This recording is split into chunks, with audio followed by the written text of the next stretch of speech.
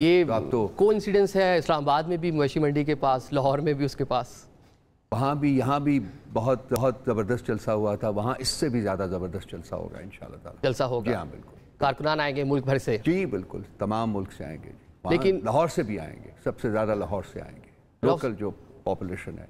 سارے پچھلے الیکشنز کا میں آپ کو یاد ہے تو سوائے ایک کانسٹیٹوئنسی کے باقی 16 کتنی 13 کانسٹیٹوئنسیز ہم جیتے ہوئے ہیں وہاں کی۔ یہ تو سارے جو فیک بیٹھے ہوئے ہیں نا، جو زبردستی فارم 47 کے لوگ ہیں، لاہور نے ان کو ریجیکٹ کیا ہوا ہے کمپلیٹلی۔ بہت بڑی ہماری الیکٹریٹ ہے وہاں۔ مطلب کارکنان کو موبلائز کیا ہوا ہے آپ نے، کارکنان پہنچیں گے، کے پی کے سے بھی لوگ آئیں گے؟ جی بالکل، رکاوٹ نہیں ہوگی؟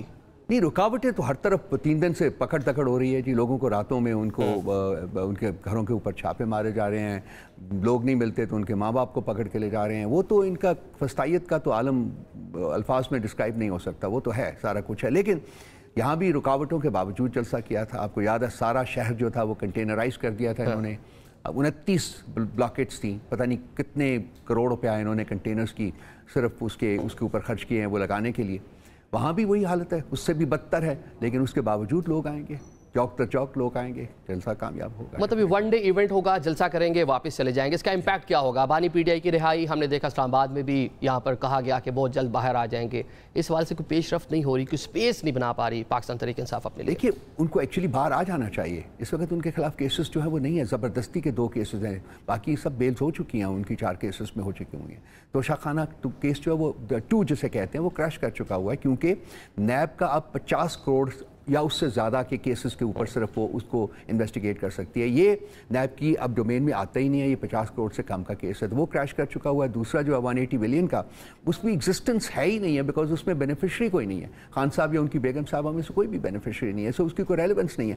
ٹیکنیکلی خان صاحب should be out of the court, out of the jail now, لیکن چونکہ فیصلہ یہ ہے کہ جی ان کو جیل سے باہر نہیں آنے دینا ہے، اس لیے قانون آئین کسی کا تقدس، ہر چیز کا تقدس پامال کیا جا رہا ہے، ان کو زبردستی جیل میں رکھا جا رہا ہے۔ ٹھیک ہے، راؤ صاحب نے اسلام آباد جلسے کے بعد دیکھا ایک اور کریک ڈاؤن ہوا پاکستان تحریک انصاف لیڈرشپ کے خلاف، اراکین اسمبلی کو پارلیمنٹ سے گرفتار کیا گیا، گنڈا پور صاحب لیٹ نائٹ تک غائب رہے۔ اس بار کوئی احتیاط برتیں گے سپیچز میں کہ معاملات اس طرف نہ جائیں اور اپنی پولیٹیکل سپیس جو پیدا کر لیں اپنے لیے؟ دیکھیے ایس او پیز جو ہوتی ہیں نا وہ ریئلسٹک ایس او پیز ہوتے ہیں، جس تک اوپر انسان امپلیمنٹ کر سکے ان کو۔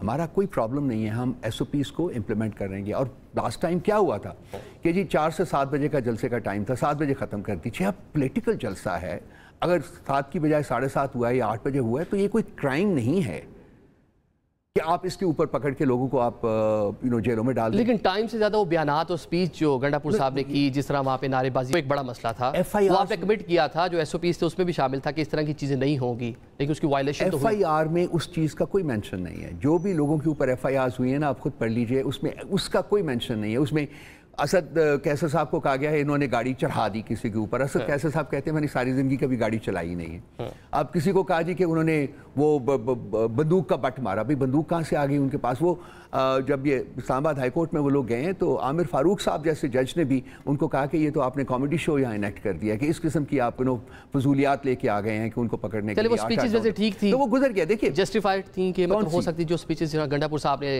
اداروں پر الزام تراشی کی، لوگوں کا نام لے کر جس طرح وہاں پر بولا۔ خان صاحب نے اپنی ایک اسٹیٹمنٹ میں کہا جی کہ وہ جو کچھ خواتین کے بارے میں بات تھی اس کے اوپر انہوں نے کہا کہ نہیں ہونا چاہیے تھا۔ باقی اس کے میڈیا ورکرز کے بارے میں جو کچھ کہا، اس کے بعد پالیٹکس ہوتی ہیں عادل صاحب، پالیٹکس جو ہوتا ہے جب ایک کراؤڈ ہوتا ہے، چارج کراؤڈ ہوتا ہے، اس کے سامنے جب بولا جاتا ہے تو وہ پھر پولیٹیکل سپیچ ہوتی ہے اور اس کو پولیٹیکل سپیچ کے طور کے اوپر ہی لینا چاہیے، اس میں سبسٹنس دوسری قسم کا تلاش کرنے کی کوشش نہیں کرنی چاہیے۔ بانی پی ٹی آئی کی رہائی ایک بڑا آپ لوگوں کے لیے، آپ لوگوں کی جذبات ہیں، آپ کے لیڈر ہیں، کیا اس بار بھی صرف اعلانات ہوں گے کہ عملی طور پہ بھی کوئی اس کے لیے آپ لوگ کوشش کریں گے، کوئی ایکٹ کریں گے؟ جلسے میں تو تاثر یہ تھا کہ بس آئیں گے اور آ کر نکال کر لے جائیں گے، جس طرح گنڈا پور صاحب فرما رہے تھے جلسے میں۔ دیکھیے عادل صاحب، ہمارے پاس 3 آپشنز موجود ہیں۔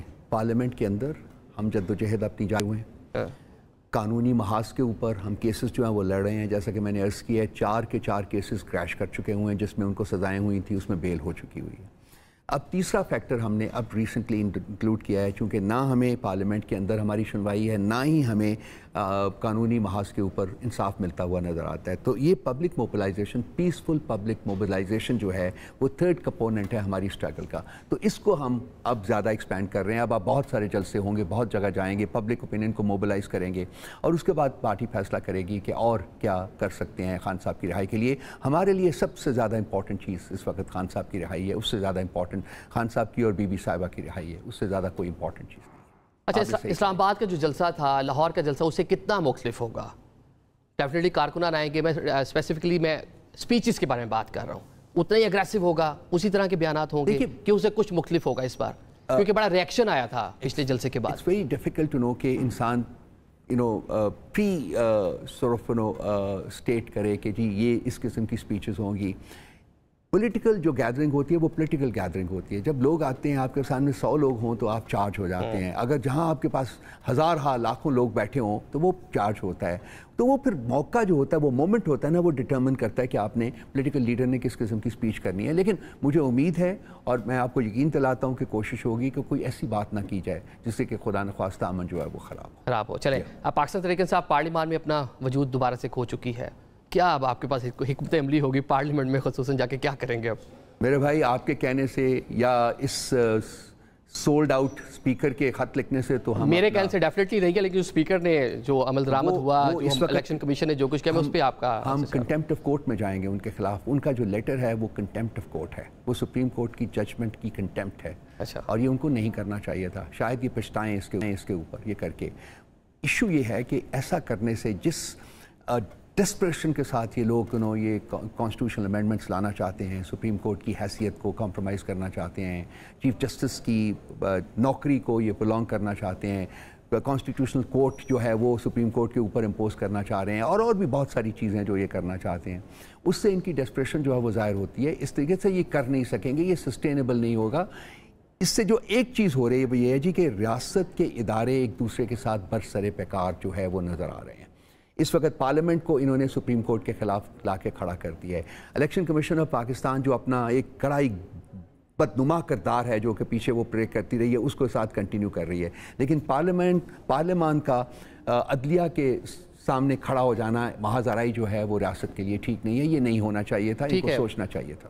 ٹھیک ہے، آپ یہ پورا معاملہ اس جو ڈسکس کر رہے ہیں، مولانا اگر ووٹ کر دیتے تو ڈیفینیٹلی حکومت کامیاب ہو جاتی ہے، لیکن مولانا بھی بات کر رہے ہیں کہ آج انہوں نے ملتان میں میڈیا سے گفتگو کی کہ آئینی عدالت کے قیام کے حوالے سے اتفاق کی رائے پایا جاتا ہے۔ پاکستان تحریک انصاف ان کے اس بیان کو کیسے دیکھتی ہے؟ کانسیپٹ کے بارے میں اتفاق رائے پایا جاتا ہے کہ جی بنا لیجئے، لیکن اس کی پاورز کیا ہوں گی، اس میں ججز کی اپوائنٹمنٹ کس طریقے سے ہوں گی، کون کرے گا، اس بارے میں میرا نہیں خیال کہ انہوں نے ابھی کچھ بتایا ہے۔ وہ ایشوز ہیں۔ Concept of a parliamentary of a constitutional court may be acceptable. Pakistan Tehreek Insaf کے لیے بھی ہے۔ ابھی ہم لوگوں نے کسی چیز کو ایکسیپٹ نہیں کیا۔ میں مولانا صاحب کی بات کر رہا ہوں چونکہ ان کے ساتھ ہماری بھی بات چیت ہو رہی ہے، لیکن ابھی انہوں نے اس کی پاورز کو، کانسٹیٹیوشنل کورٹ کی پاورز کو، کانسٹیٹیوشنل کورٹ میں جو جج صاحبان ہیں ان کی اپوائنٹمنٹ کے پروسیس کو، اس کے اوپر ابھی کسی قسم کی بات نہیں ہوئی، اور میرا نہیں خیال کہ مولانا صاحب نے اس کے اوپر کوئی کامنٹ بھی کیا ابھی تک۔ تو یہ بات بیٹھ کے ہوگی، دیکھا جائے گا کہ کس طرف بات جاتی ہے۔